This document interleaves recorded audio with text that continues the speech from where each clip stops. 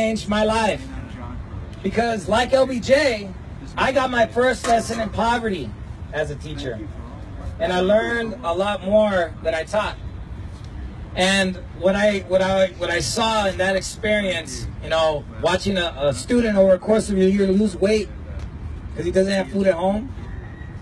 I saw some of my students say no to college, abandon their dreams because they couldn't afford it.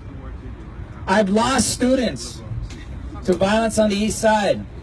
Kiana James, true trustee. And I think about those kids every day.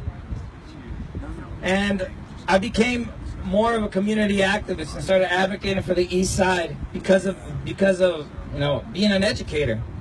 And one thing I did see is I saw how poor quality of life for their parents, their grandparents, their sisters, their uncles and their aunts and themselves. When you see a kid walk in with an emergency room ban, because that's how they access healthcare, you know, that affected me greatly. And some of you guys know that I'm traveling around District 23. And what I saw in District 23 is a rural community that has been abandoned by Washington. I went to Crystal City.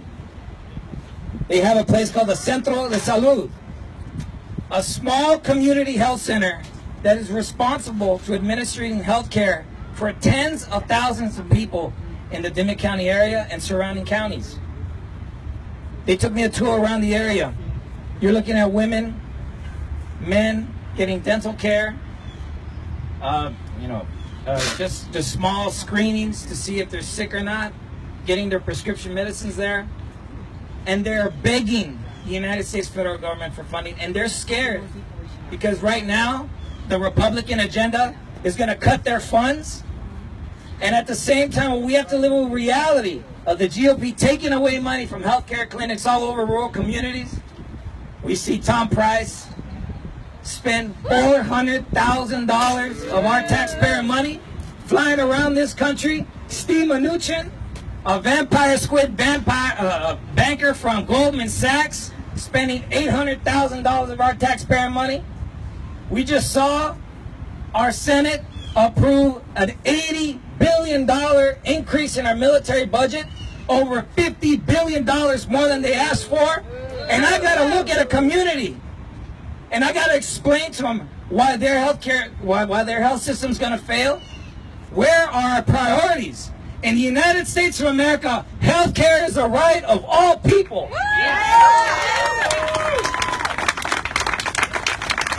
And I'm going to go back out there, and I'm going to travel these communities.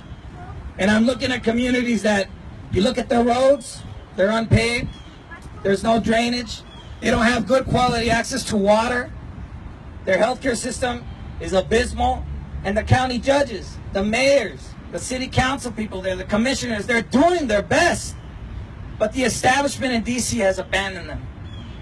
And what we need now to vastly improve the lives of Texans, because like Amy said, the ACA didn't help out a lot of us, and it didn't help out Texas. It was subject to Republican obstruction. And then, you know, what we need to do is make Medicare for all, because does anybody here know someone who has diabetes? Does anybody here know someone who has cancer? Well, you're the people I want to talk to. This is what the movement is about. And I started SA for Sanders back in 2015 in April. And it was me and there's Joe right there, Joe Mayer, two people. And that organization grew and grew. And now we have the San Antonio Progressive Alliance.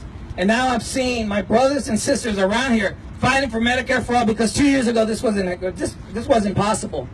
Bernie Sanders, our revolution, this is our movement. And I'm looking at the heroes. Because look, one thing I do, I used to be a history teacher. And then we're going to write about how right now we have 29 million people that don't have health care.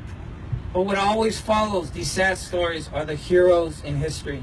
And every one of you, I'm looking at your eyes, you guys are the heroes that are going to change this country. We are the ones that one day when you look at your kids and you tell your grandkids, we fought for health care as a right so you could have a good quality of life and that we could finally have a country that we deserve. Guys, we cannot stop this momentum. The people in both the Democratic Party and Republican Party are cowering down, and they're scared of the moneyed interests of the pharmaceuticals and the insurance company.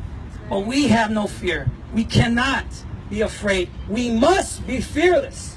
And when we are going to get this done. And I can't wait, because one day we're going to be here celebrating together because we all have health care.